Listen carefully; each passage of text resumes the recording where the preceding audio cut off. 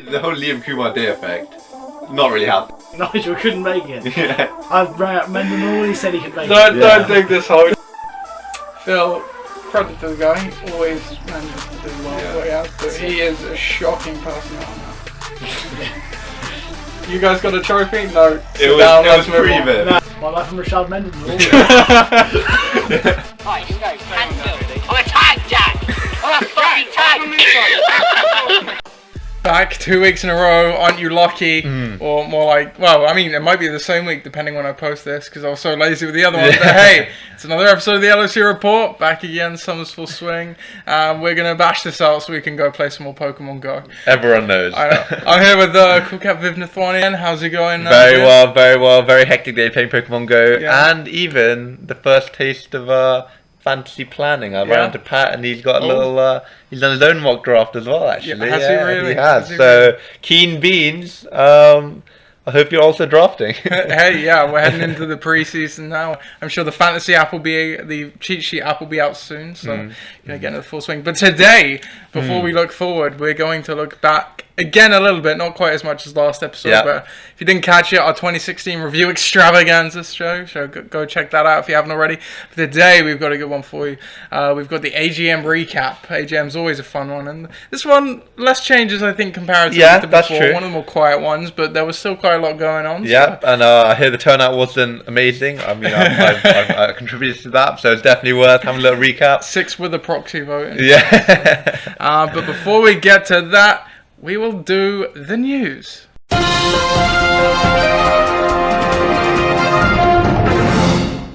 So, just a quick reminder of the dates again. So, 21st of August is the Division Lining event and possible game. So the Division Lining event, which we all know is go-karting, has now officially or provisionally been booked. So get your money into me now. That's £25.50. I'm not going to put my bank details on here, but they're in the group chat, so you can go find them there. So pay me for that. And 3rd of September is before that is the draft. Do not get your dates mixed. That is the one. These are two of the biggest dates of the year. 10 to 9 on the 21st. £25.50. Balaclava money included. You cannot miss it. Absolutely. And also, big news, as of recording, it has just dropped, but maybe a few days ago for you. The off-season series has finally arrived. A bit delayed, but it's finally arrived. It is the greatest pick in LOC history. The first episode of that was out. I'm not going to go too much into detail on it, but we've got the likes of Des Bryant in 2012. Damaris Thomas, is coming out party in 2012 also. We have some other picks like Alan Robinson 2015 had a great year, picked by Tuck Pods there. And we also have DeAndre Hopkins, Marshawn Lynch with a very good 2012. And we also have a Larry Fitzgerald off. Larry Fitzgerald Larry Fitzgerald in one of the brackets. So what do you think of the first episode of the very interesting reading actually. There's a few season savers there and a few season makers there as well. There's definitely a few of those players lifted some teams to to win it all. Yeah, definitely.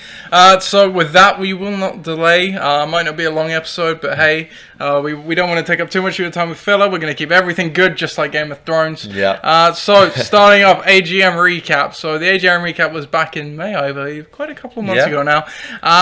But it was a good one. Yeah, like we've said earlier, we only had a 6 turnout and one was a proxy, but that's fine. No one complained or anything. So the first item on the agenda was something we've always had. We've had return touchdowns for players and defensive units. So I pitched to the league, just to comment on this player, DST, or both, how it is now. And it was very much in favour of keeping both. Yeah, I very much like that, especially in a 12-team league. Who knows, a big defense, a good return player. It's a bit more depth for everyone. You'd be very fortunate to double dip anyway. So. Exactly, true. Yeah, so I think everyone was happy with that. So we also had our positional review as part of the expansion to 12 teams last year. I said I would take a look back at the last season, see how the positions went, see if we needed any changing. I was happy with all the positions. It seems everyone else was. We'll talk about it again next year, but I always think we're happy. You happy with the positions? Very happy, very happy. Yeah, also with that playoff expansion, this one is actually kind of on the cards for a few years. Really? Okay. As part of the league expansion, looking at the playoff system had to be done.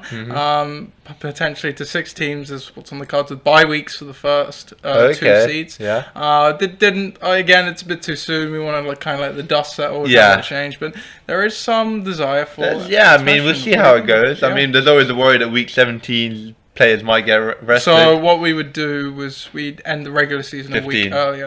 Okay, yeah. So it would be week 13 would be the last of the regular season games, then week 14. That's very interesting, actually. Yeah, that could be a good little. That would really reward the players who've been consistent all teams have been consistent all season. Because you look last season, we had countless teams on 8 and 6 and 7 and 7. Yeah. And only one of the 8 and 6 teams made it, I believe. And Right. so it's just like that extra 2 teams, you know.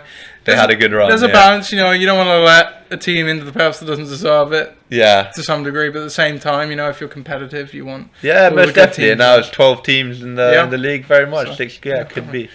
We also had the reserve spot review, a very contentious point for some people.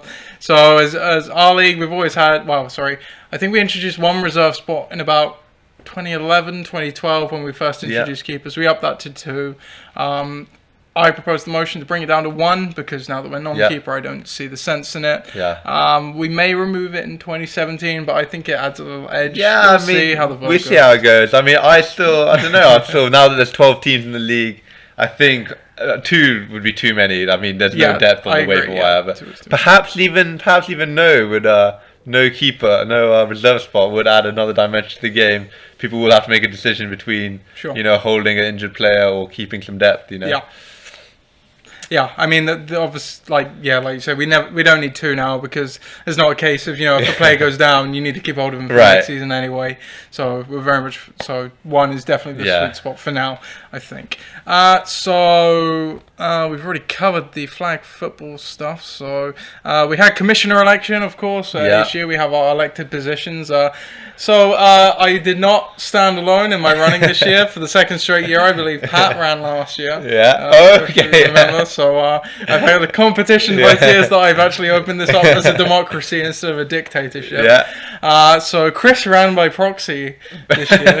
It's a shame he's not here to explain himself. Well, from what I understand, it was Chris proxy was to Ben, and then Ben was like, Chris wants to run for it. Chris was later like, really?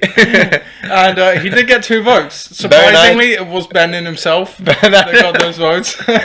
Very nice, very nice. But I won by a majority of 5 to 2, which I guess hopefully surprises no one. So the E.Locker, or you know, it's the acronym, the longer version of that, executive director of the LOCCA.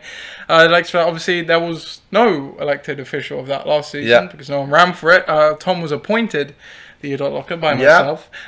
He did run for E.Locker this year, unopposed. Okay. So unsurprisingly, he voted unanimously. What do you think of Tom? Very happy with Tom. Very happy with Tom. Might be up there as the best coach in the league. So who better to represent the coaches? Exactly. Finally, we also had the team ambassador election, which is the role Ben was elected for last year, and he did a very good job in that role. Not called on for a lot of official duties. He helps out with trades if me and Tom are a bit split on them. Contributes a few stories here and there, but it's always good to have that third guy, especially if my or Tom's team is involved in something. You've still got the 2 other guys to discuss.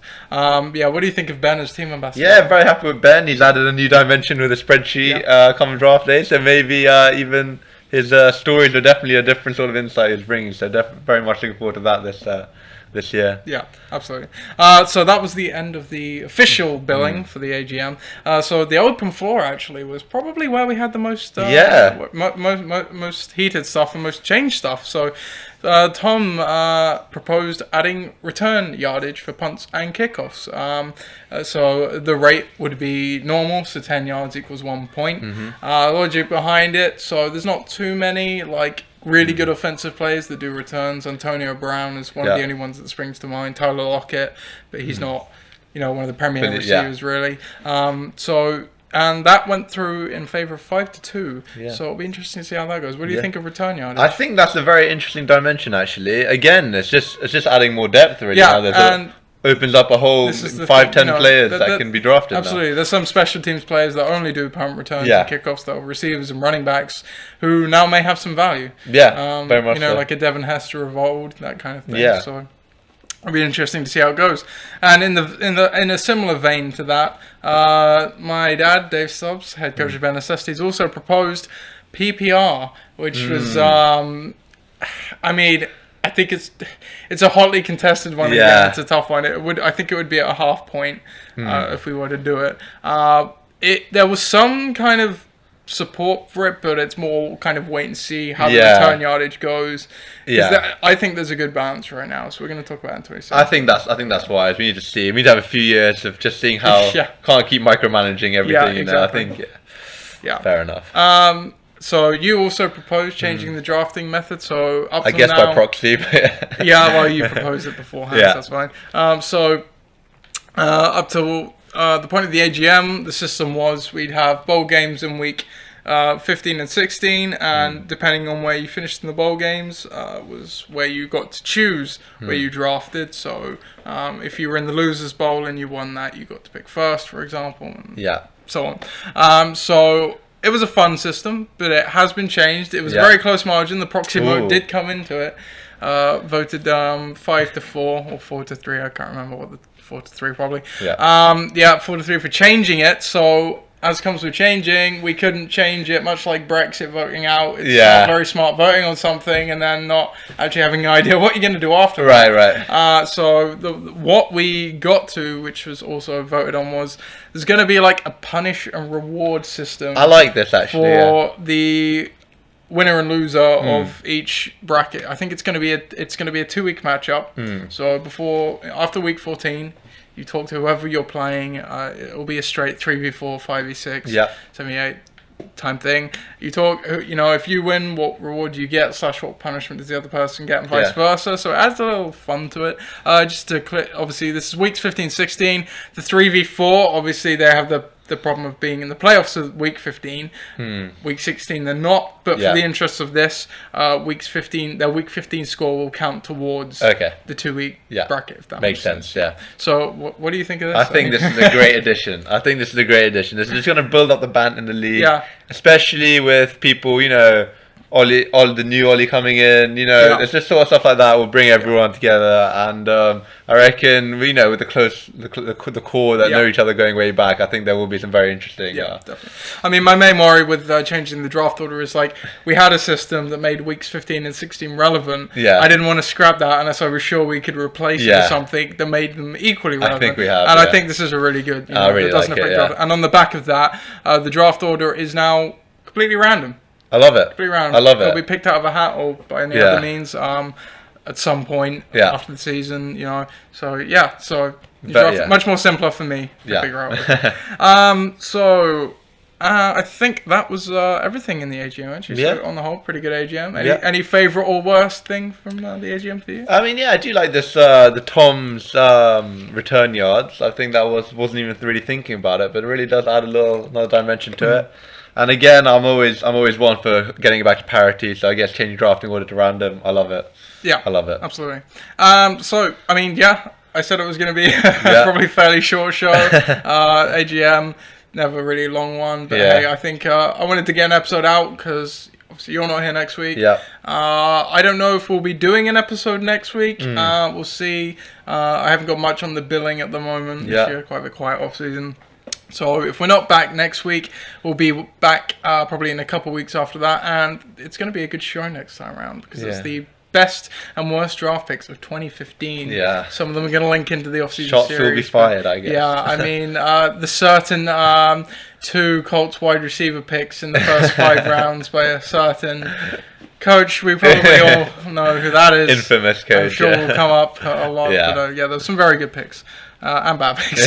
So, we'll be there for that. So enjoy your graduation. Thank you very much. Thank you very much. Enjoy your time in Thailand. We'll do, I guess so, Thanks for joining us, and we'll see you next time. Thank you very much. See you later, guys.